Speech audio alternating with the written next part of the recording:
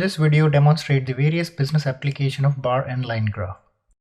When you would like to show the actual versus budget, the actual values are represented in bar and the budgets are represented in line. In this way, it is easier for the audience to identify the values which is exceeded the budget, which is under the budget. In case when the target is changing for every category, demonstrating the budget on the line would not be appropriate, as it may mislead the audience that it is an increasing trend. So make the line invisible and check the gap between the target and the bar graph. Here we can say it is over the budget, as it is a sales, this is a good. In this case it has not met the budget, so we have 3 areas target has not been achieved. The main usage of the bar and line graph is to showcase the trend of related unit of measure. The example we can see is like headcount and the payroll. Here the relationship could be observed that when headcount are increasing, the payroll cost is also increasing. Same thing is applicable for the sales quantity and the value. The increase in quantity sold resulted in increasing sales. One of the other business cases, when you are making the timely delivery, the number of orders are getting increased, and when we are having a delay in the delivery, the number of orders are getting reduced. One of the unique feature of the bar and line graph is that it helps user to identify the primary factor because of which the trend is increasing or decreasing. In this case, as we can see, the profit is declining, but when you look at the revenue part, it is increasing, which means that the cost incurred to generate the revenue is higher, and as a result the profit is declining. So rather than just comparing the two rated unit of measure, just like the marketing cost and the sales associated sales achieved after the marketing cost, the user may also would like to see the composition of sales in region wise or product wise. So here you can achieve the same by using the staked bar and line chart. And last example we can consider is like making the bar and line separate so that the user can focus on one area at a time and both the elements are not overlapping each other. We will learn the steps to create the above mentioned graph in PowerPoint, noting that the same steps are applicable for graph creation in Excel. Graphs in Excel are instrumental for self-analysis. In PowerPoint, they serve as a powerful tool for presenting the finding to an audience. I encourage graph creation in PowerPoint as PowerPoint is mostly used tool for presentation. Learning creation of graph in PowerPoint not only improves your communication and data analysis, but it also enhances the audience engagement and decision making actions. So let's begin the learning. Let's begin our graph creation activity. Used case: 6-month procurement spend, compare with the overall average cost. Output required is given in the image as below. Go to insert chart, select combo and click OK. Rearrange the size. Remove the series 2 as we need only line and bar. Copy paste the data. To calculate the average, enter formula as average and select the entire column of the cost. So average has been calculated. Close the edit data.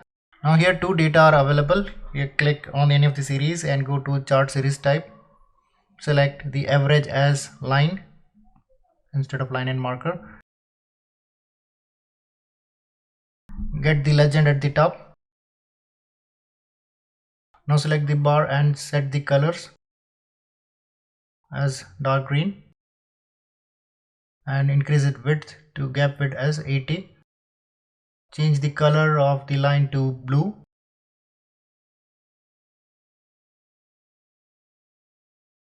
Now add the data label by selecting the bars. To format the number of data labels, select the data label. Go to the chart options and select numbers. Here in the category, select custom and type. We can select as format as hash, comma, hash, and then again one more comma to represent thousands and a suffix of k. Add, and now we can see the number are in thousand separator. To format the axis, select the axis and label position as none. Remove the grid lines. To set the chart title, remove the chart title, rearrange the chart side, make the space for the chart title, select the chart and insert the rectangle at the top. Change the background to a lighter shade of gray. The benefit of adding the shape of the graph is now it is attached to the graph. When I move the graph, the rectangle shape will also move along with it. Remove the line and add the shadow by selecting the chart, go to format and shadow effect as outer. Our chart is as per the image given, it has been ready. In the second case, we would like to highlight the bars which are below the budget, at the budget or above budget. So let's copy the graph from the previous slide. All the prior steps are same. Right click, edit data.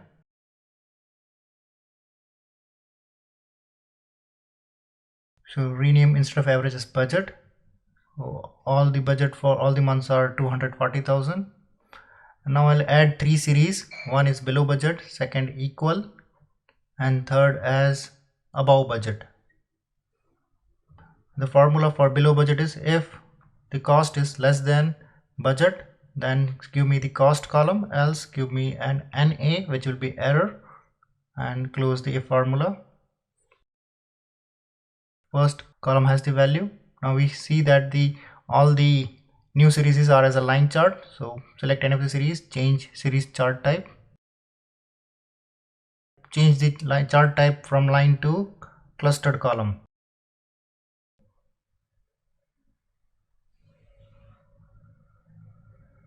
Click on OK.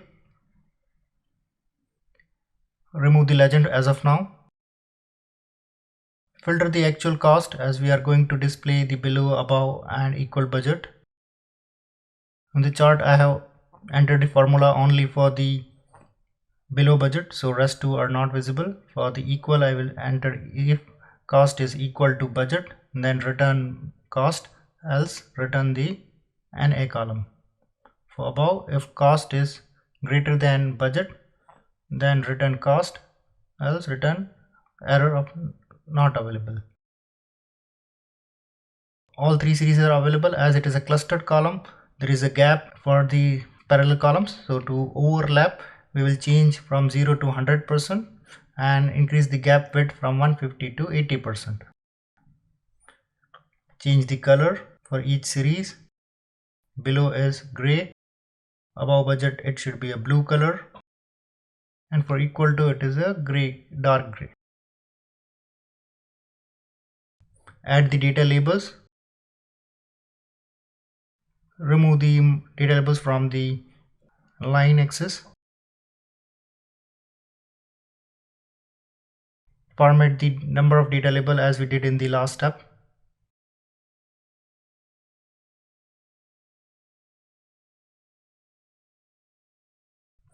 Let's validate the data by changing the data. For February, I will update the cost from 220,000 to 250,000. So color change to blue, and for the month of May, I am changing it to 200,000. Okay. So bar color has been changed to gray color. So formula is been working. As a normal practice for all the formula columns, I fill the background as a gray. So it makes me understand that these columns are not to be entered by user. So when I reuse the same chart, I am aware that I need to enter the value only for the cost and budget columns. In the next case, we would like to see instead of static average cost, it should be a moving average cost. So copy from the previous slide. The example is for the January month, it will be 200,000. For February, the average cost will be for January and February. In case of March, it will be combination of 3 and so on. So go to the chart, right click, edit data. In the average formula, change the formula is equal to average and enter the range as B2, F4, fix it and semicolon. The range enters to B2. This is not a freezed one. So when I drag it to the next cell, it will change to B3, B4, and respectively the moving average will increase. Close the edit data. Add the marker on the line, select the line, go to the marker. In the built-in, select the diamond shape and color as the blue color and increase the size to 7. So required chart is achieved. We can place the data label at the inside base.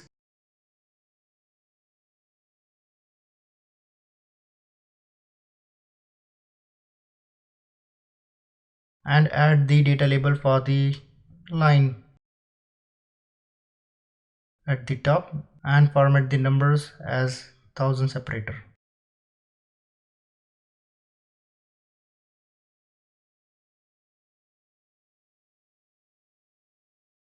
Let's check the validating the formula.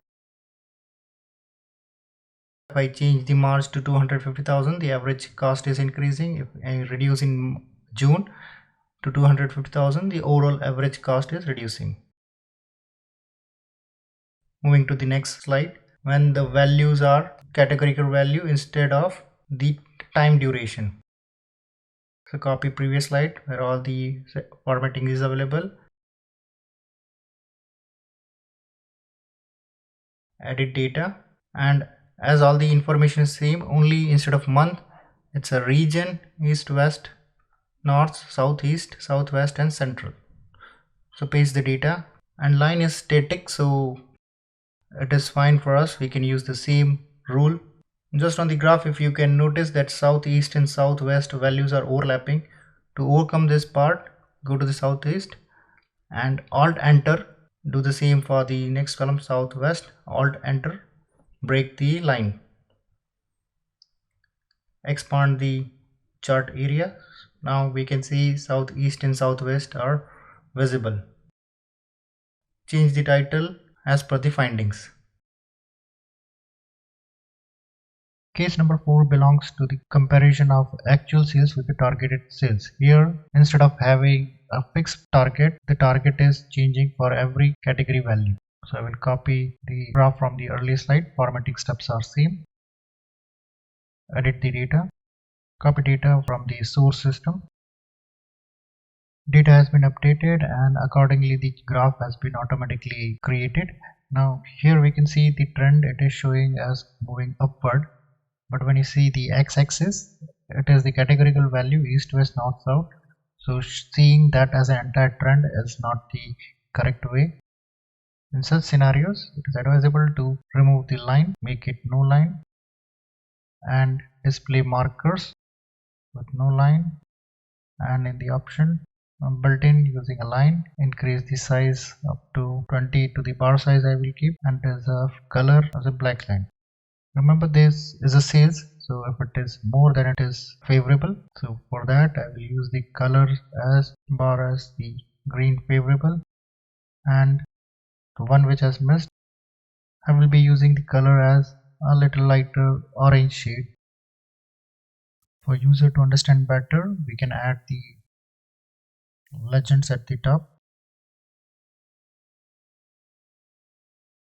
Orange is below budget, gray is equal budget, and above budget, a normal line is showing the budget. Fifth case is a very normal case of use of line and bar graph. In this case, we are going to show the trend of two related unit of measure such as the head count and the total salary, and at the end the objective is to see the relationship whether head count is increasing, the salary cost is also increasing or not. So copy the one of the previous graph where we have all the required formatting, edit the data,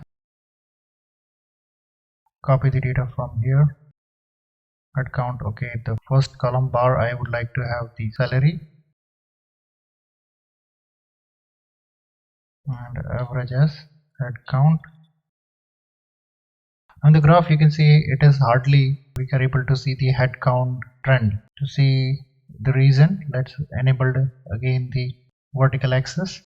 So vertical axis, as of now we have set the label as none, making next to axis. Here the ranges are from 0 to 50,000 and all my head count is less than 100. So the line is there but hardly it is visible. Also it is showing in K, so normal number format.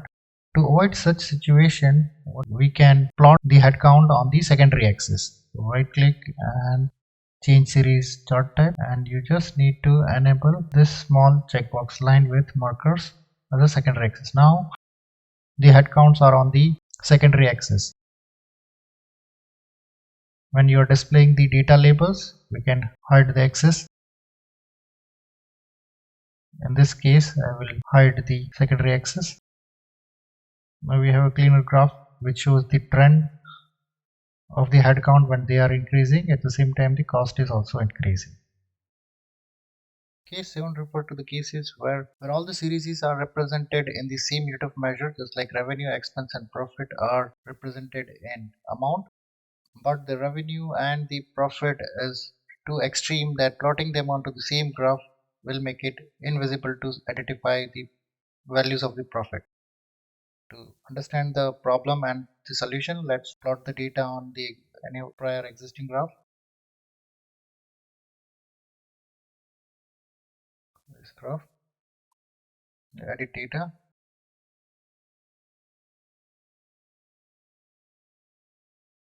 add a series, expense, copy the data, paste it down, and change series chart type. On the new there's also a chart line, so we'll change it to the clustered columns and remove it from the secondary axis. Now you can see the profit is also on the secondary axis. Color, the orange one for expense, and instead of head count it is profit.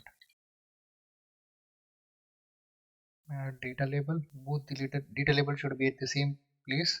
Now here we can identify that it is not properly visible what values we are having. So in such case, instead of putting a data labels, it is more recommended to add the vertical axis and show using them grid lines. So add the vertical axis as a label next to axis and secondary vertical axis next to axis. Remove all the data labels. Now it's a much cleaner graph.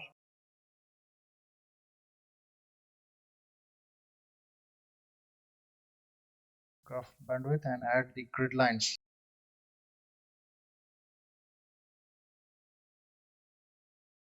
For user better understanding, you can also give the name of the axis. This one is revenue and expense. Secondary axis belongs to profit. For much better understanding, we can put the same colors as we have given for the line and bar. So profit, it has a dark blue, and when it comes to revenue, the same color on the bar, and for expense, it is orange shade. Okay, I forgot to update the headings. But it is easy to compare that the trend of profit is increasing and revenue has increased and cost is also increased, but the cost is not increased as compared to the revenue, so profit has proportionately moved upside. Now moving towards the last case, the case number 8. Here instead of comparison between the revenue and expense, the user may would like to see the composition of the total sales. Just like when we are doing the marketing, how much is the sales generated by product A and product B. So that's kind of example we have taken up over here. Just copy the previous graph and edit the data. This time I will update it. First, marketing cost. And instead of comparison, the main idea is here to see the overall sales and internal composition. So change series chart type, instead of clustered column, make it as a staked column. Change the color.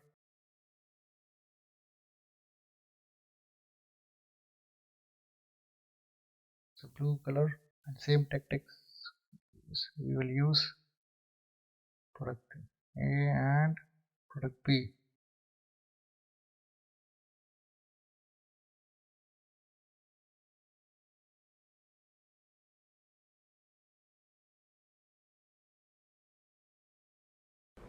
So I hope this information is helpful to you. Please let me know if you have any queries or concerns. If you want to connect us for any reporting requirement, please connect us at the email address in the description. Thanks for watching. Have a nice day.